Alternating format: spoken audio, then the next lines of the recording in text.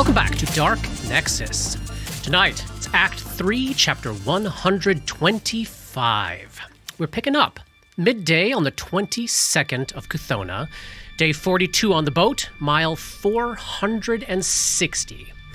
We've just left the River Kingdom's town of Vestonia, and the crew of Razmiran men that have been press-ganged by the tribute taker behind us, and we're sailing down the Glass River again. Razmiran, as a thing, is finally behind us.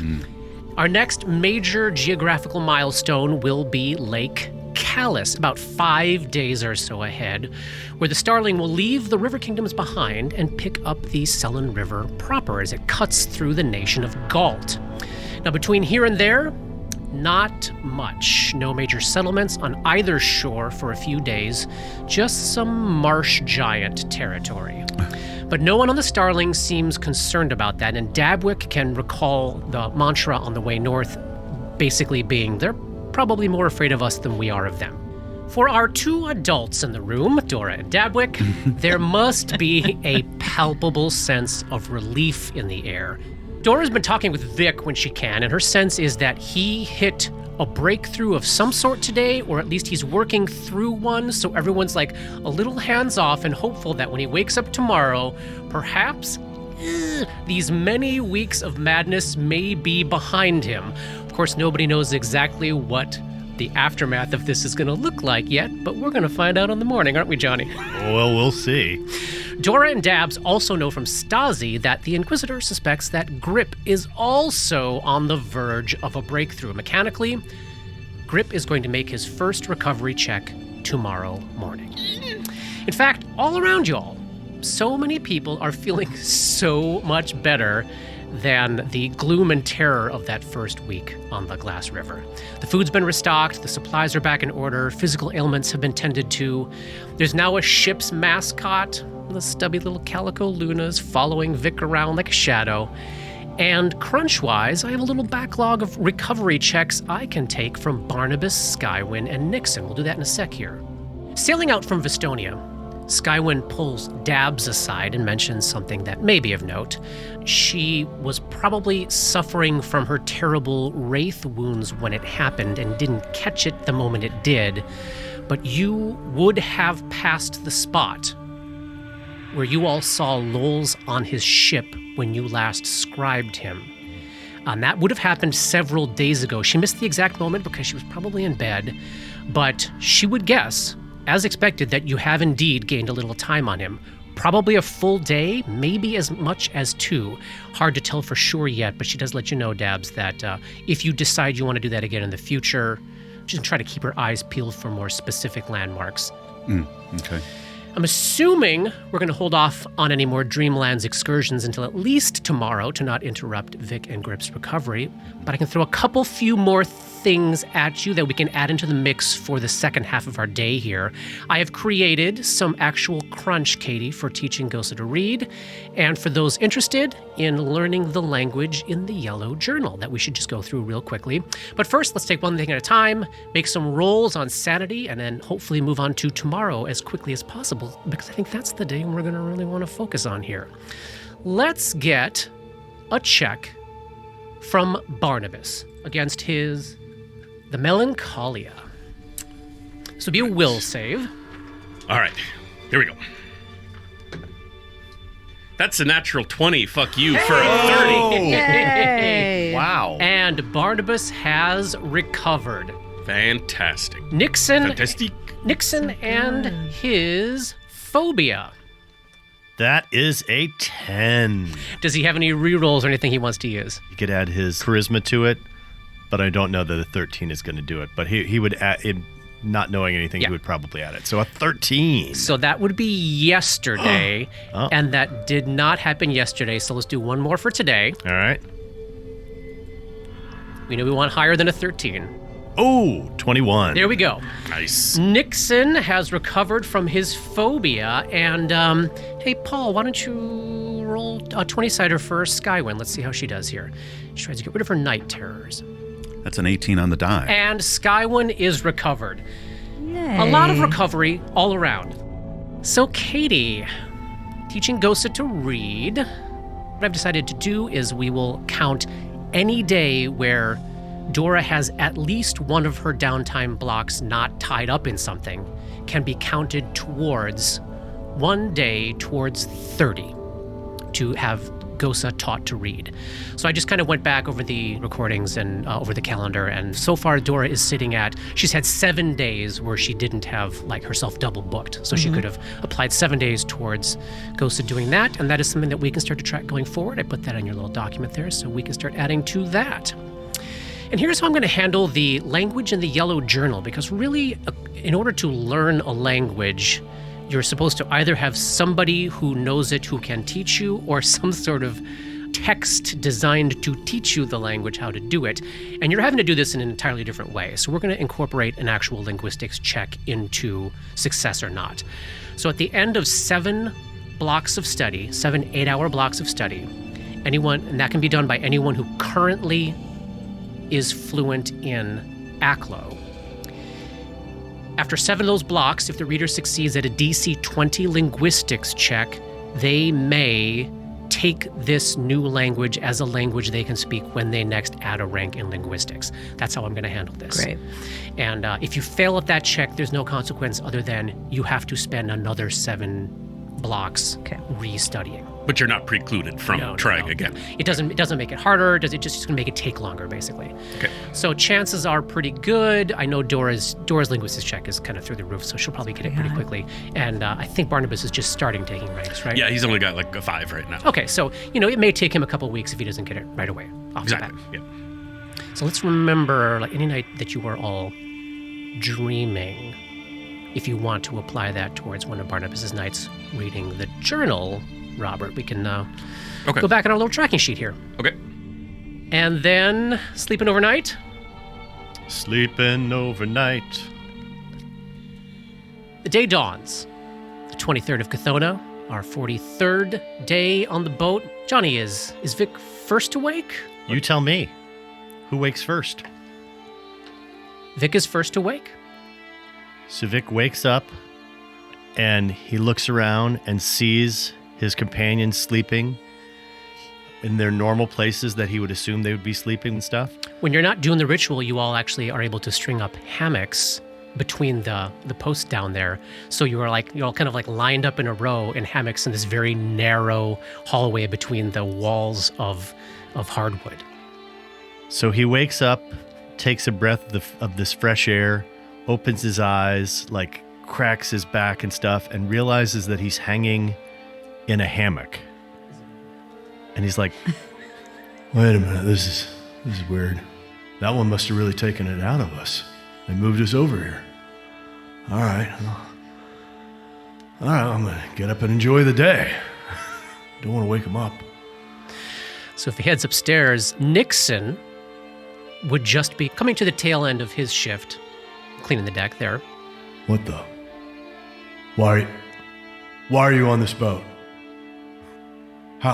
How are you here? From up on top of the cabin, Veldy is one of the ones on watch right now. Allow him, please, to complete his work. Thank you very much, Vic. What the fuck is going on? Do you require assistance? Yeah, this guy shouldn't be here. He was back at... He shouldn't be here. Vic, we are practicing radical acceptance of this unfortunate soul. I would kindly ask you to mind your manners. He's doing his work as you were. You look confused. What is the problem? How did he get here? I don't understand what's happening. It's been a long night for me. Stasi! I think we need some help here. Stasi approaches from around the corner of the cabin and chucks her cigarette off the side of it. Is Vic in noticeable distress? yeah. Okay. What's happening? I do not know. Look at his face. He seems... I do not like the look in his eyes. How? Were we asleep longer this time? I was asleep longer this time, wasn't I? Was everybody asleep? What happened? How are you feeling? How long were we asleep? You have to calm down. No, I don't. Everything is okay. No, it's not okay. I know you think that you have woken from a dream. Yeah, no, I know that, but he shouldn't be here. He has been here for some time. How long were we asleep? What day is today? It's the 23rd of Katona. Which is how many days? You lost over 2 weeks. He looks ashen and almost sort of like drops to his knees. Yeah, the more upset you get and look, the calmer Stasi becomes. She eases you God. down to a crouch. We were You there. are feeling lightheaded. Yeah? Yeah. It's normal. 2 weeks. It's I normal. lost 2 weeks. How did Yeah. I lose 2 weeks? Oh my God. Okay. Does Stasi know about his 6-month sojourn in the Dreamlands? She does, She right? has to. Yeah. And she's been doing a lot of counseling of both Counseling of them. with- I think right, if yeah. anybody would have an understanding. It's her, yeah. Oh God, I got the others. Vic, I gotta go they and are check fine. on the others. They are fine. Stay with me for a second. No, okay? no, I gotta Please, check on Vic. You went to the Dreamlands to make things for a long time. Yeah. There no, I were just not got back. no consequences of that action. Do you Obviously, understand? we lost two No. weeks. Only you. No, they're still asleep. They're sleeping from having gone to bed last night. I've been asleep for 2 weeks. In a way. So the person who has to start work the earliest of the group tends to be one of the earliest ones to get up. So by this point, Dabwick is hearing some of this scuffle up on the deck. Look, here is Tabs. Dabs, Dabwick as well. Dabs, I Yeah? woke up. Well, I woke up. I've been asleep for 2 weeks, but I woke up now. very I'm okay. good. I'm okay. But you've been okay. We are fine, my friend. You've been with us. Do you recall? No. I This just is found out correct. that it's been 2 weeks since we did the ritual, and I went to the dream. It was a long time there. Vic. It was a really long time there. Vic, Yeah. you were still with us Yeah. No, I was asleep. after you woke up the next day. You were confused, my friend, About You- what? Where you were. about what was dream and what was real. Can you think back? All the things you dreamed, they really happened. What? When we encountered those green tigers? We were in the Dreamlands, but we had traveled there by dreaming. Do you recall? I remember having a really weird dream that wouldn't end. Wait. My friend, those were your last No. 2 weeks. No. I know it is difficult to accept. You went through cycles of waking and dreaming while thinking you were still dreaming. And Vic just kind of is like, just kind of staring off into nothing. As Vic is trying to get his head wrapped around this in some way, Grip's eyes open downstairs. Let's see in what state he's in. Why don't you kick us off with a will save for the Gripper, Robert? Come on, What a buddy. day this has been. So Come on. far. We've been up for 2 seconds. Come on. That's another fuck you! Oh my God. This die has come back to me after months. Don't talk about it. You're right. Sorry. Cut the mic. Just say thank you and move on. Cut that. So after all this time of probably waking up with Ray standing over you, staring down, maybe vomiting more and more spiders as the days went on, that has vanished as if a dream, and Grip opens his eyes with the sense of actually what he has gone through now, as he's hearing upstairs on the deck fairly heated conversation, not loud, but impassioned conversation happening with Vic. Well, he'll make his way up there for sure. As I get up to go, I'll just nudge her a little bit and go, sounds like Vic's awake. Oh, really? He'll try to put a capital A on awake, as best his limited linguistics ability can. Oh, Aye. he might need us. It sounds like. Dora gets herself together, go upstairs. We find Vic sort of staring off into the distance, trying to put this together. Luna jumps down onto his shoulder, Yes. and he just sort of absentmindedly is like now stroking this cat. Are you hungry, Vic? Do you need some fucking breakfast? Yeah, I think I do. Hey, well, it's good to see you.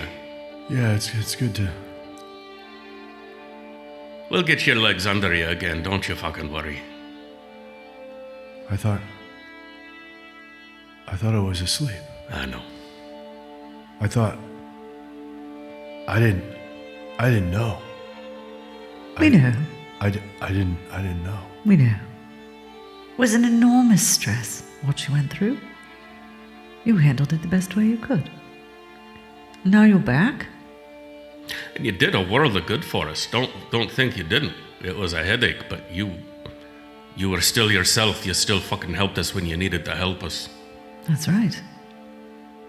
And we kept this fucking boat alive. 3 of our tasks are complete. Oh yeah, I got 3 of them. Okay, yeah. Does Vic remember doing the crafting? Does Vic remember his time? Or does that now seem like a dream? What do you think he remembers now? I think it's 6 months of his life and then 2 weeks, which felt like a dream. And so the 6 months of his life is like the part that he feels like he has the strongest grasp of. Okay. It feels real to him. Yeah. He lived through 6 months and another 2 weeks, but his perception, his memory of that time is still that it was not... He understands, but his memory of it is clouded by the madness that he had. Yeah.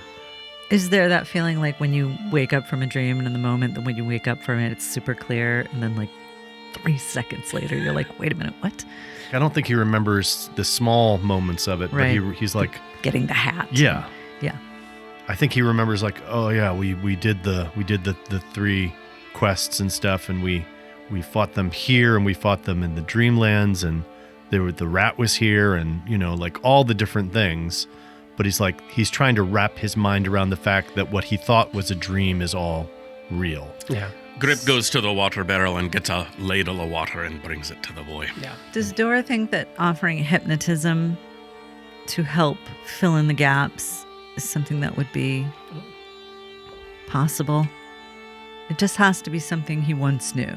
I mean, there would be mechanical benefit to it if you succeeded at your role, if you all want to engage in that. So I thought Dora would be thinking, yeah, maybe that's a tool I've down done the this road. before, haven't Yeah, I? You did this with me once with before. you? Yeah. Oh, great. It was about Jamandor and the time that I made like that massive check where it was like you let me re-remember, and then we rolled really well. So Dora gets down on the deck with you. Do you remember that time we spoke and I helped you remember things that you had lost your grasp of? Oh, yeah, that was Just so you know, if you, half a year ago. if you would like to do that again, Yeah.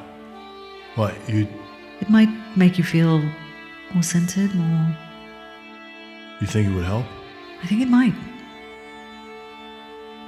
Oh, yeah. I mean, yeah, whatever. Let's go somewhere quiet, yeah? Okay. Boy, if I was the big bad, what an opportunity this would be. Yes. Implant suggestion. Yeah. You shall never be annoying again. So maybe... What does that mean, Dora? Never annoying. You're doing it now. So you need a quiet place. Why don't we take Vic down to your little reading room? Yeah. In the forward part of the hold. The book downstairs. nook? The book nook.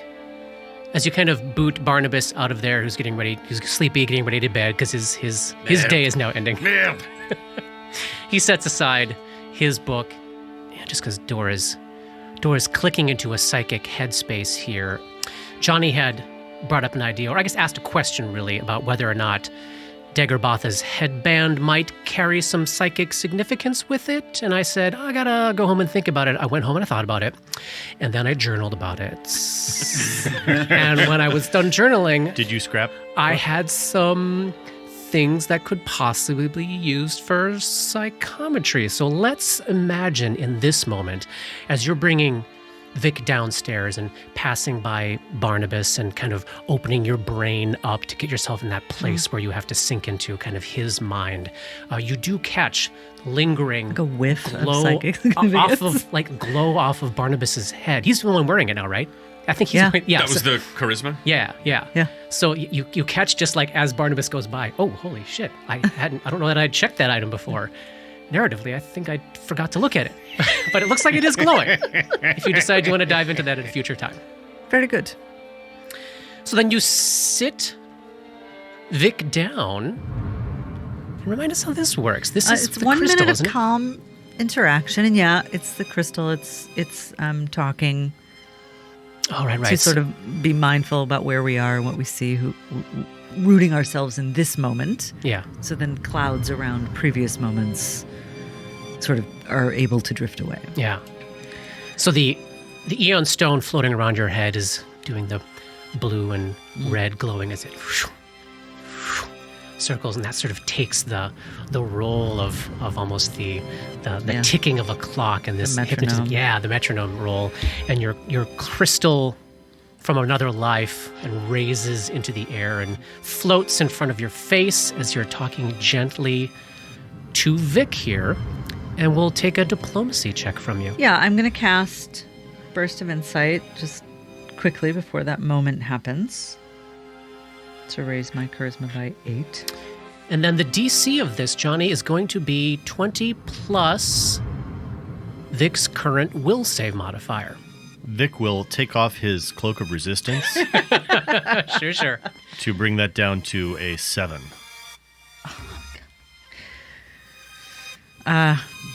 With a shame point, for sure. She just makes it. Just makes it. I rolled a 4. Ooh. I had a plus 21. Oh my god. I rolled 2 action points and got a 1 and a 2. Whoa. Wow. So this It's was hard. not meant to be. It's but hard. I made it happen with a spell and an action point. Wow.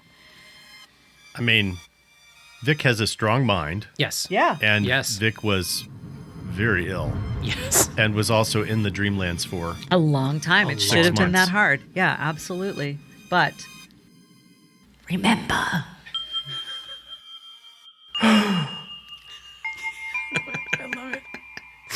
I love it. Close up, eyes open. The eyes open, Yeah. and like it's all of a sudden like all of the flickering images of all the things Like that the have last happened. 20 episodes. Yeah. Yes. You see all of Matt's artwork. Yeah. And he's like, Oh, wow. Oh, She is stunned yeah. Left reeling. and reeling. She just like slumps over on the deck, just kind of out of it. But you are good to go, my friend. So as Dora recovers and Vic recovers, oh my god, y'all, there are 4 adults in the room for the first time in gonna months cry. of our lifetime here. I'm going to start twirling an axe. Oh my god! So Dabs and Dora probably have their eyes set on. We probably now actually have to talk about what our plan is coming up here.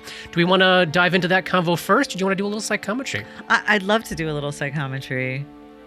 Want to gather Just around in for the case story there's time? insight, I doubt there is on what we're doing, but I would love to close the goddamn chapter on Daggerbatha if possible, so we can move on to whatever horrible thing is trying to kill us next. All right. So Dabs is working, Yes. but Vic and Grip can listen in if they want to. Yeah. Hey, Great. Yeah, I think Vic is probably hanging very close. stick by me, little buddy. I'll walk you through it. Oh God. Just listening back to one of the episodes where both of you were terribly ill and you were snapping. Yeah. Robert, you as Grip were snapping at Vic. I was like, oh God, these two. Every time they get to like the peak of their respective madnesses, it's just Grip cannot take anymore. I can't handle it. It's not sustainable. Because it's totally. I snapped once about the dream issue, and then I snapped about the paranoia. The paranoia. Yeah, and it's like these two. Then they come back, and it's like, oh, hey man, hey buddy, like we're just like best of friends again. It is like brothers. Yeah. Where it's like we're like in each other's pockets. I think you two are going to stay the adults because they're always going to be the little boys. All right, so in the front of the hold there, Dora sits down cross-legged with her glowing crystals with Dagobah's headband in her lap as she attempts to sink her mind into the river of time. And for the first time in a while, it is Dora. It is a river again. This feels like an object of the real world. There's some lingering traces of more individual stone splashes in the river than she'd ever seen before, as though maybe this object has had significant time spent in the dreamlands, but this is not a dream object. So she's feeling it in more of a normal, mundane, waking world sense. All right, so give me that perception check. I'm going to use Burst of Insight again. Because I know how you love it when we throw away our resources. Throw them away! Oh my god. I made the DC by 6. I got a 21. I rolled a 3. Not rolling anymore today. And Dora sinks into the river of time. Dagobah paces on the deck of the Bloodwind, seething. But Vedrak is nearby, and so is Elish. So he paces and seethes quietly. After over 20 months of traveling together, their patience with him is nearing an end, and he knows it. And he'll be damned if he'll slip up now when the end of this quest is almost ever so close to wrapping up. So he focuses his entire essence, his entire strength of personality, bolstered and buoyed by his magical headband, of course, into the task of quieting that instinctual rage that boils eternally in the blood of all of his kind, digging his claws into his palms, driving his hook-like teeth deep into his froggy tongue. He tastes the pain and allows it to flow over and through him and drive him to a stillness befitting his tenuous position aboard this ship. He stares out over the empty, pale, stone, pock-marked landscape, utterly alien to Dora's eyes. And then he looks up. And what is floating over his head is so unbelievably massive and overwhelming that it almost kicks Dora's consciousness right out of his vision. It is a hovering blue and green and yellow orb right overhead, right there. And it's so big it can't even be described relative to the size of the sky or the horizon, because it takes up more of the sky and horizon than can even be processed. It is bigger than the horizon. It is scales of magnitude larger than the world upon which Dagobah stands, and it's only because Tima once studied interplanetary physics that Dora can even slow her racing mind and this suffocating feeling long enough to understand, okay, he must be on some object orbiting a planet? A moon. Dagobah is standing on a moon. The moon? No. It's not Somal, Galarian's moon. It is the moon of the Dreamlands. Which means up there, or probably technically down there, down the gravity well, as they say in The Expanse, what she is seeing is a vast living map of the Dreamlands laid out before her eyes. Maybe there's a way to parse the geography, spot some landmarks, map some distances, maybe, possibly. But the exercise is over before it begins because Dagobah looks back down at the deck. That thing freaks him out. Perhaps, in fact, part of the panic Dora was feeling was not her own, but the sympathetic reverberations of her dive into his memory. And his memory plows ahead. Soon a lone figure emerges from the large, squat, windowless building nearby, constructed of gargantuan, close-fitting pale stone blocks, and sulking on the shore of this vast, motionless lake of sludgy black liquid upon which the Bloodwind floats. Nepenthe, Vedrak called it, whatever that means. She's nigh! The scum thinks in the disgusting Abalathi tongue. The mistress! And if Dora didn't know to assume this was Wherein, she might never have recognized her. I mean, obviously her equipment is different now. A new rapier, this one glowing yellow. And new armor. A collection of jaundiced, seemingly living strips of flesh wrapped around her, actively squirming and writhing. Kind of familiar, except every single inch of her new armor is covered in those same impossible sigils that bedeck a star stella. Why do those stars have so many points? And Wherei's body is changed. Simultaneously hollowed out, yet larger. And atop her skull sprout two massive horns over 4 feet long by the look of them, straight up for most of their length, and then curled like a nautilus at the end. She walks, deathly silent, across the surface of the moon on her goat hooves, back to the Bloodwind. Vedrak leaps down to meet her. We are done. We are done. What's next for you? And here Wherein spoke a word that meant nothing to Dagobah and seemed, as far as Dora can tell, to mean nothing to Vedrak. But Dora does recognize the 4 specific syllables in a very specific order, and she knows what Neruzavin means. And with that, nothing more. No words of parting, no handshake or exchange of blasphemous mouthpart fluid, nothing else. Vedrak simply turns away, climbs back onto his deck. And it was at that moment, that Dagobah feels the utter elation of knowing at long fucking last the trials of this quest were finally over. Weeks of sailing, months upon endless months in the wastes. Dear God, the molting!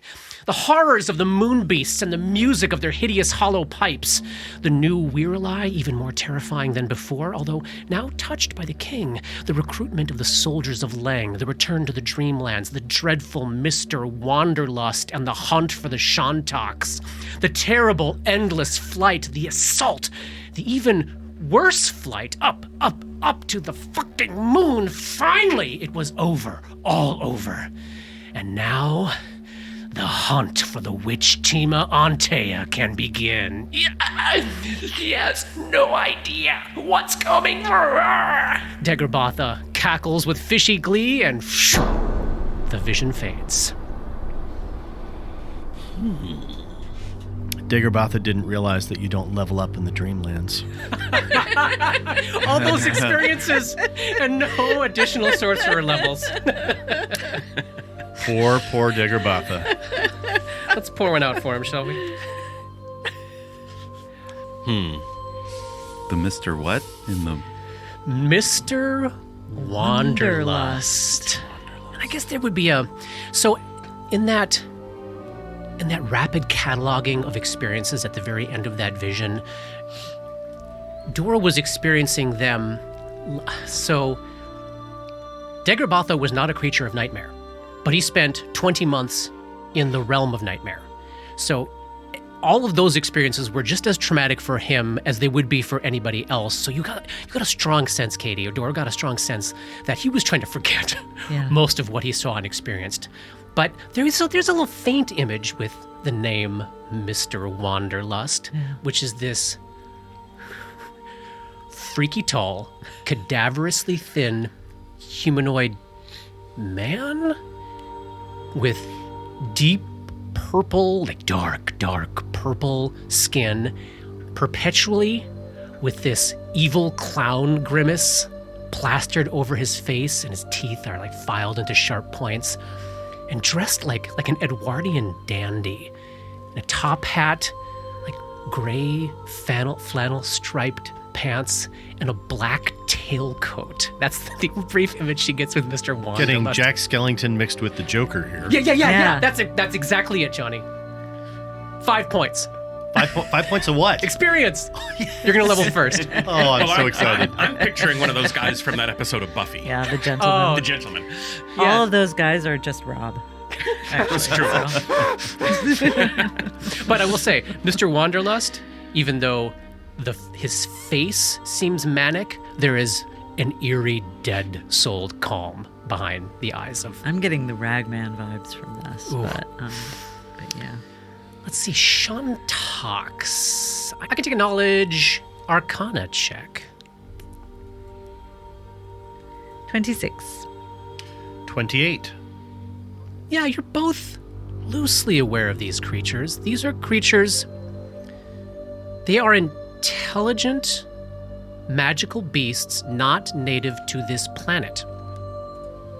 They sort of resemble a cross between an elephant, an enormous, gargantuan, scaly bird, and some sort of slime-encrusted, horsey dragon. They are... Oh, one of those. Yes, they are bigger than elephants, smaller than a fully grown dragon. They have the starflight ability. This is another creature that, if they can't find the food they need in the gravity well in which they currently find themselves, they can take to the air and fly across the void of outer space at incredible speed. They can fly across a solar system in less than a week. Once they achieve critical acceleration, they can hit another solar system within a week or less after that. Wow. They're intelligent creatures, kind of bird-like in their behavior and mindset. Do they molt? They do not molt, as far as you know. What are these called again? Shantak. Let's see, any other proper nouns in there that you might know? Nepenthe. Give me a knowledge planes check on that. 25.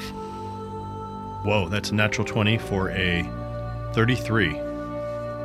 Dora recognizes it as the name given to the substance contained within the craters on the moon of the Dreamlands.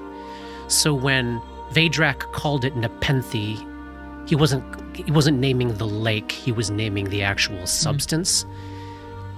And Vic is tugging at the threads of an idea that this substance may be formed, collected on the moon following the evaporation of parts of what is known as the Night Ocean, which is an mysterious body of water, liquid, found at the end of the dreaming, whatever that means. And not the end of the dreamlands, the end of the dreaming. Capital dreaming. Like the end of the dimension of dreams, not inside the safety of the dreamlands. That this giant body of water called liquid called the Night Ocean, as it evaporates over time, whatever substance it's made of, floats up into the sky, is captured by the orbit of the moon, and deposited in a kind of watered down form inside these pockmarked craters on the surface of the Dreamland's moon. Here be dragons. It is known for its ability to remove pain, remove memory, take away the agonies that you have suffered, or maybe just take away your memory of the agonies that you've suffered, if there is any difference. Maybe there is. Isn't Maybe this there a is. Poe reference? Yeah, Poe uses this word, 100%. It is in the Raven. Yeah. Nice. Yeah, college boy. Is there any check to be made on what has happened to Weirlai based on her physical form? No, that is whatever's going on with her. Touched by the king. Yeah. I think that's the second reference to that you've had. Yeah. Yeah, that she has, and I believe Vedrak even indicated she actually has divine power. In now. reference to her change. her change, right. Yes, that she's. You can probably consider her a divine spellcaster of some sort. She's probably got cleric or oracle or something similar levels now. Mm-hmm. Just what you needed. More levels Good. and new armor. Good. As long as her mouth parts are sufficiently covered. But she didn't replace her little swim socks or horseshoes. Swims. Dabwick still got those. So what is the plan now? Now that we have the whole party back. We need to pick a ritual to, start this whole process of insanity all over again. Start the steady decline. So I think we've talked about ones that we feel particularly nauseous about taking on right now. So that was one of those. Was what the red foot? Webbed foot. We also have, I think, the least information about red webbed foot. You know maybe, what I think I maybe did? not, but Tima moved on from it and never came back. So if they did it, we don't know what happened. And we also don't know if they chose not to do it. You know what I did when you all leveled?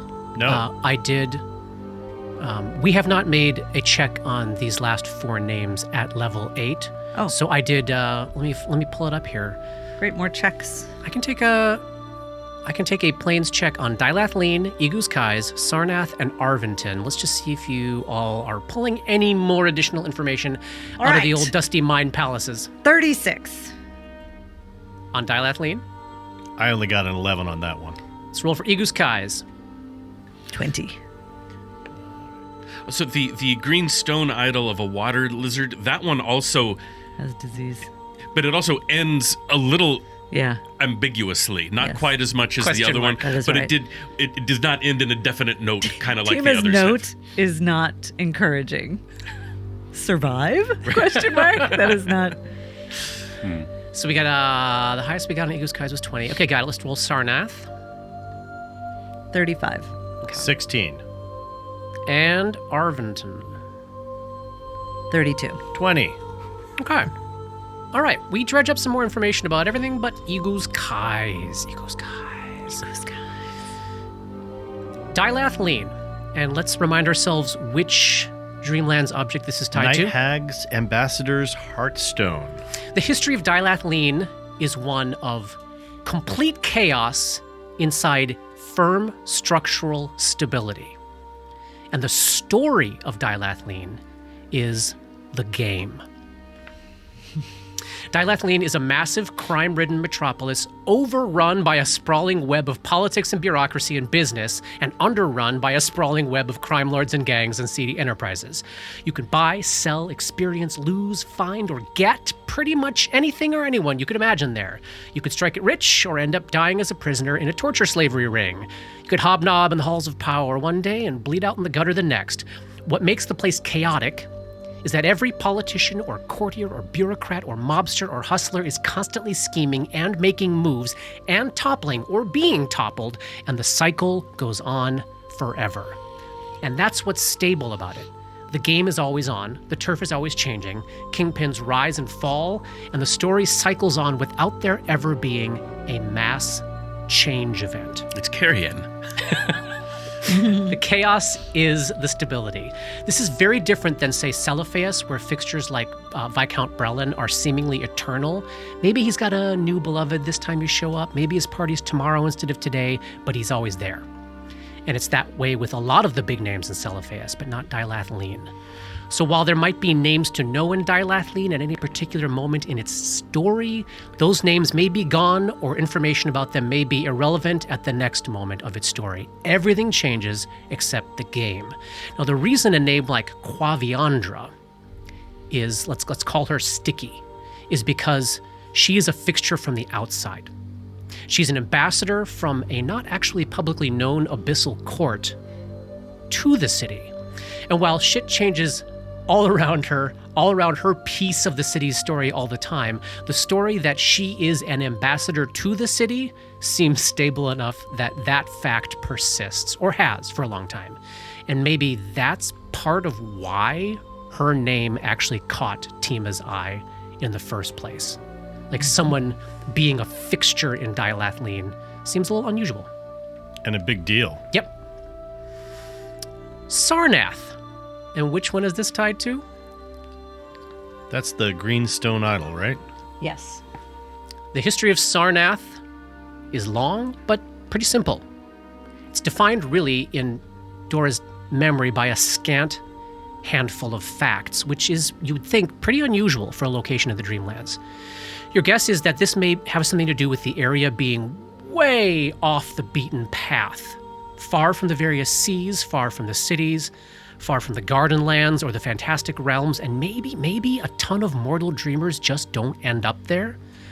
Like, its story is progressing, but without a bunch of dreamers witnessing it or messing around with it, the story is just kind of unfolding at its own pace, whatever its story was always supposed to be. That's at least what you think. But what you do know about Sarnath's story is that it is one of revenge. And maybe that has something to do with the fact that the literal great old one of revenge lives there, or sleeps there, maybe, possibly. Anywho, this is what you know. At the heart of the region of Minar, there is a lake with no name, to and from which no river flows. At the bottom of the lake sleeps the great old one, Bokrug. An unknowable length of time ago, a species of aliens descended from the stars and built a city of stone in a marsh upon its shores. The beings of Ib were hideous in appearance, but peaceful in demeanor. They wished nothing more than to live in harmony and pray to their slumbering god beneath the waters, and they did so, disturbing nobody, for eons. Then some humans found the lake and built a city of their own, Sarnath. Sarnath rose and grew, and eventually the people of Sarnath found the beings of Ib. And when they did, repulsed by their eerie appearance, they killed them on sight. And then began the cycle of revenge. The beings of Ib struck back, the people of Sarnath struck back harder. On and on this went until the humans rose en masse and committed a complete and utter genocide, destroyed the city of Ib utterly, and marched back to Sarnath, dragging the holy statue of Bokrug behind them through the mud. And that would seem to be the end of the story, except every year, on the anniversary of the slaughter of the beings of Ib, a storm with seemingly no source rises over the nameless lake. And legend says that every year it grows stronger, and legend seems to imply that the storm is, of course, the slumbering great old one, slowly awakening below the waters to bring about a final act of revenge upon those who murdered his children. Well, that sounds nice, We'd show up right in the middle of that then. obviously. Do you think? That's how this works? That sounds fun. So, Finally, Arventon. Let's do Arventon real quick. okay.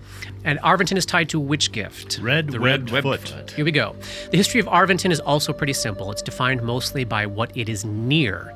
The city is perched on the edge of a great dangerous mountain range populated by unknown riches and unknown terrors.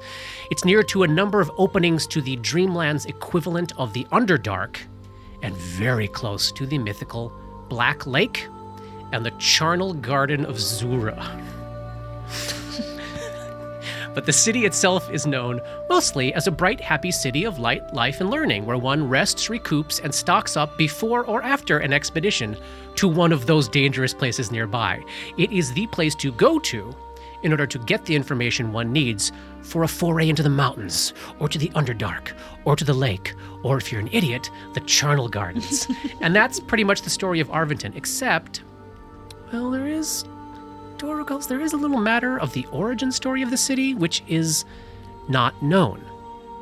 Because all record of it, in this city of learning and knowledge and preparedness, all record of the origins of the city were purged. But all traces of hints of possible ideas that linger in the public consciousness all has something to do with a terrible curse. Or the threat of one, something that will one day come to pass. Perhaps, but only under very specific circumstances. And if anyone living or dreaming or dead knows what that circumstance is, it is not public knowledge. And then y'all recover no additional information about Ego's Skies. Other than it's the city of ghouls. The very intelligent ghouls. Ghouls of Leng. Discuss. The Heartstone and the Greenstone Idol are objects that are unique, yeah? Or at least the Greenstone Idol would be. Oh. So Vic, when he was Roni, I believe, crushed some checks on Night Hags and Heartstone's back right before Ray died. Mm-hmm. And what you would remember about that is if they ever leave their respective Night Hag's possession, their magic lasts for 24 hours. You know that in the case of hers legendarily lasts for a month. 1 month. Yeah. But you do know that if they lose it, they can make a new one.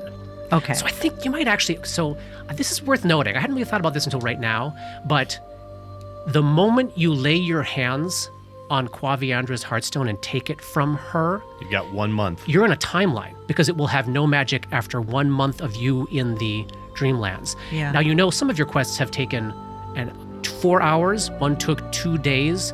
We don't know if there's going to be a quest that involves trekking for 6 months into a new region. So you might just note that. And would that allow, okay, we get the Heartstone, but then if we leave and come back, where are we in that month timeline? You would suspect that month will be keyed to the amount of time your characters spend inside the Dreamland moving forward. So not one individual So we might lucid want to dream do body. that one last, Or- since we then have to take all the objects to the Mad Poet, and that we don't have any idea how long that's going to take. If you want to guarantee that it will still be magical. Yeah, maybe, yeah. That's too bad, because that's the one I'm least Freaked squeamish about Yeah. right now. Yeah, me too. If So, we get it, so we're on not a a unique, timeline. not a unique object, but But yes, it the- does sound like the idol is a unique object. So if they got it, it's not there. Like, if they retrieved it, the Mad Poet has it, and So you're suggesting if we went to that one and saw that like this whirlpool in the thing was starting, then they haven't gotten it yet. Because that would have already happened. I don't know that the whirlpool starting is contingent on the idol being anywhere. The whirlpool seems like it's tied to just the great old one waking up. Right. Am I misunderstanding something? But I'm guessing that that's the time that we would be showing up there. So either the great old one woke up or they didn't. If they didn't wake up, then there's still something for us to get. If they didn't wake up, there's still something for us to get. If the great old one didn't wake up, Vic believes that these things are tied together. Like the great old one's trying to get his own statue back or use it for something like that. Maybe. Yeah, I gotcha. Or that this is involved in calling the great old one back. Yeah. That there is Yeah. something of like that when It's connected to it. when this is stolen away, then that will allow the great old one to break their prison and destroy the humans. Which we don't care about. Right? I love it. I Let 'em all die. After all, they destroyed the peaceful aliens just because they looked funny. Wow, that's Yeah, Dora really recalls the beings of Ib as absolutely peaceful, like fisher folk. Just happen to worship Yeah. the great old storm one of god. storms and Yeah. revenge. Yeah. Like you do. like you do. Like you do. Um, But see, this one intrigues me because if they didn't get it, they didn't do all the quests. it is And then it's confirmation that they didn't do all the quests and that maybe not all quests need to be done.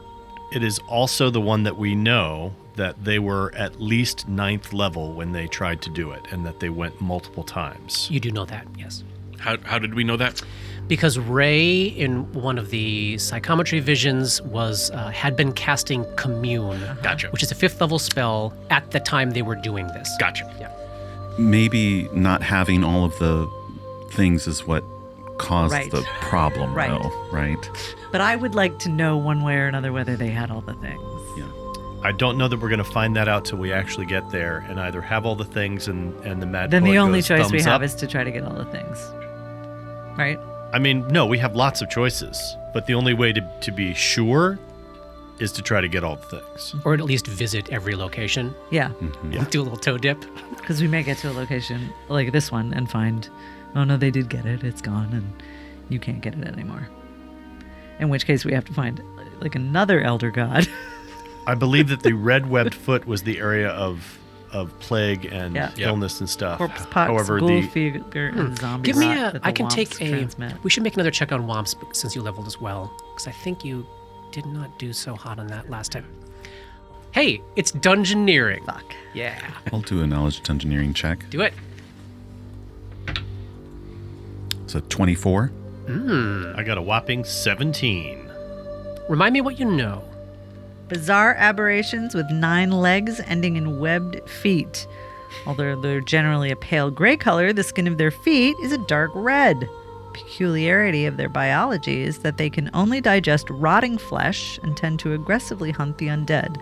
Clusters of the creatures are whispered to haunt the underground regions near the Dreamlands city of Arventon. A medical journal lists corpse pox, ghoul fever, and zombie rot as diseases that carrion-eating womps can inflict with their bites. The reader is advised to avoid cemeteries and necropolises in the Dreamlands, where womps often congregate in large numbers. Let's add to this. Great. In addition to its requirement to eat decomposing flesh, Which is charming enough as it is. one thing that they have perfected is an ability called Feign Undeath. Although they are living creatures, they do have the ability to trick undead creatures into thinking they are undead. Now, this effect is so effective that it works automatically on mindless undead, like skeletons, zombies, that sort of thing. But depending on how certain rolls go, they can even trick highly intelligent undead into thinking that they're just another, like, shambling corpse thing. Like, pay no attention to me, I'm gonna go around the corner and eat your friend. But to know, even though they eat dead flesh and they will look repulsive and probably rotting, they are living and they will react to negative energy and positive energy the way any other living creature would. I think And that mind-affecting effects? they're alive, so they would be subject to them. Yes, absolutely. And the other thing I think you would know is this is just so fucking brutal. They are particularly virulent disease carriers. They have an ability called Swift Infection. Oh my god. All diseases that a womp inflicts on creatures have no onset time, which means You just get it. You just have it. like there's no latent phase. You go immediately to Whatever the track is. sick and fatigued, basically. Oy. And that you have to make saves at twice the frequency against any disease transmitted by them. So against, most diseases that would be, you could possibly like fall down 2 levels in the track in the span of a single day after already starting on the 2nd level of the track because you purely skipped the latency phase. Did we get a remove disease scroll? We got 2. Great. And it's also something that dabs can prepare. I mean, it is not something that dabs would prepare in most normal circumstances. Right. But if you decide you're going to Arventon, Everybody also has 2 things of anti-plague Yep. in the Dreamlands, That's right. which gives you a +5 alchemical bonus for 1 hour That's against awesome. any Oh, and an hour, disease. too. That's and it great. gives you, let me look it up real quick. Okay. yeah, you got tools. You If got already tools. infected, you may also make 2 saving throws without the +5 bonus that day and use the better result. Yeah. As a first level spell, Dabwick also has Remove Sickness, which removes the effects of. Yes. So since you know these diseases, if you get them there, would not follow you to your waking bodies. Yeah. Even a simple spell like that will do a lot. Just And survive whatever you're doing, and then talk me through whether diseases affect your concentration. How do they affect your concentration? Like if you get one, can you just get the fuck out, or does it make it harder to get it out for any reason? Would it affect your cast it flow? would. That was something I was actually going to start to bring up, is that we should be, at this point, when we're going into what we think of as a boss fight, everybody should be drinking their mage's assistant before we That's right. do Great it. idea. Because it lasts, again, for like an hour or something. Disease notwithstanding, I can take 20 on a concentration check outside of combat now, can't I? Amazing. To leave the Dreamlands. Yay. Outside of combat, yes, you can. Right. I don't have to slay my waking body just to come back from a calm meadow. I'd forgotten that was even an option for you. It's been so long. Yeah, I know, right? Absolutely. Oh, that's so great. It's so good not to be insane. Yeah, well, Wait for it. Let's not. Yeah. Okay, so we're decided. What do we definitely not want to Yeah. do? What do we? Let's figure that out. Does anybody want to do Red Web Foot? not really, no. Okay. I mean, I'm more inclined to do red web foot than I was at the beginning of this session, but I'm mostly intrigued by the area. I want to go see the city of Arvington and see what it's like. But then that And at least in starts- terms of That's- like yeah. Dab's prep, it does feel like the one person here who has to actually prepare spells Yeah. might actually have maybe Yeah. a little more information than some of the other places in terms of what to prepare, but Yeah. it's also relative, I guess. That's right. That's what makes me feel more confident. It's like, well, we know what we're going to need there.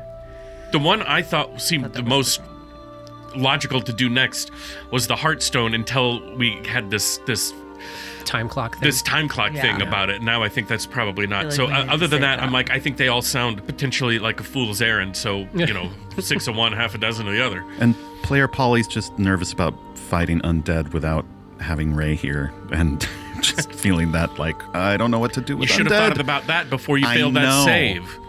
I mean, maybe No. it should be red webbed foot. Everything else has something definitive against it other than we're just really scared. Like, Greenstone Idol is the one where we have to be 9th level, you think? Yes. Yeah. Igu's Kai's we didn't get any more information on. We're not going to get any more information on it. And the other one is Arvington, which we think, not Arvington, the Ambassador's Heartstone. We think that starts a ticking time clock. So the only one that doesn't have any of those Are we going to Arvington? receptions is the one that I walked in here today saying Under I did no not circumstances? want to do under any circumstances, but it might be red webbed foot. Great, let's do it. Let's do it. All right. We're going to Arvington. my Prep your spells, Polly. So after nightfall, we gather below decks for the first time in a little while in our actual lives here. We sit in our little circle. We take out the little prop version of the staircase, stare deeply and awkwardly into each other's eyes, and begin passing it around as Dora shreds reality What did I say before? with the I was sound. I'm not going to Gonna roll make any more anymore. fucking rolls Of her this voice. episode, and here we are. We knew it was a lie. Planes? Let's start with Arcana. DC 25. You get a +5 from your various helpers. 41. 10 minutes have passed. The staircase is getting larger and heavier. Give me another Knowledge Arcana. 34. Heavier and heavier, larger and larger. The effort is taking its toll. Dora's voice is beginning to crack from the strain. Give me a Knowledge Planes check. 36. And after 50 minutes, all four of you, as Barnabas and Stasi watch, rip yourselves out of yourselves and stand up as the prop staircase tumbles to the floor and becomes a real staircase descending through the bottom of the deck. And the stairs begin their typical deep, dark, sort of onyx black color. But within moments, after Dora speaks the specific passphrase designed to take you to the city of Arvington, the stairs melt into a pale yellow color. And they seem to be like they're made of kind of a dry, crumbling clay. Do you descend? Yes. Yes. Yes. Aye. Down we go. And after the grim period of time you spend descending these stairs and walking the dead roads between worlds, the roads you must not remember, as you're about to materialize in the dreamlands, something sticks with you, or at least it does, with Dora, Grip, and Vic. The sound of a bell, again, definitely closer this time, and with it a vision, thin and wispy, but you definitely see it. A lit torch flying end over end,